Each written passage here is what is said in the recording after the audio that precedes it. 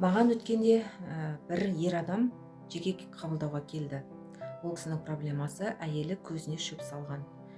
Енді сіздер ойлайтын шығарсыздар, тек қана ерлер көзіне шөп салады, әйелдер олай жасамайды деп.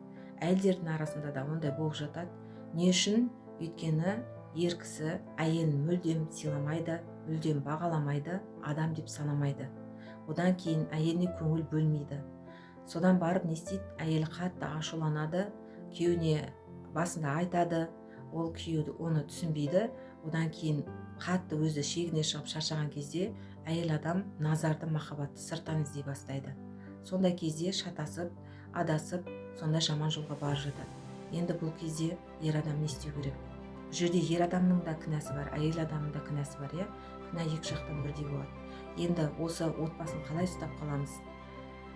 Әлбетте Аллаға тапсырып, кешірімді болып, ері мен әйелі бір-бірін кешіріп қабылдау керек. Кім үшін? Егер өздері бір-бірін жақсы көріп жатса, махаббат болса, сезім болса, отбасын сақтап қала алады. Ал егер махаббат сезім өшіп қалса, онда балалар үшін сақтап қалуға болады отбасын. А егер мен балалар үшін сақтағым келмейді, менде ешқандай сезім жоқ деп жатса, онда ол әрине әр адамның өз жауапкершілігі, өз шешімі, иә.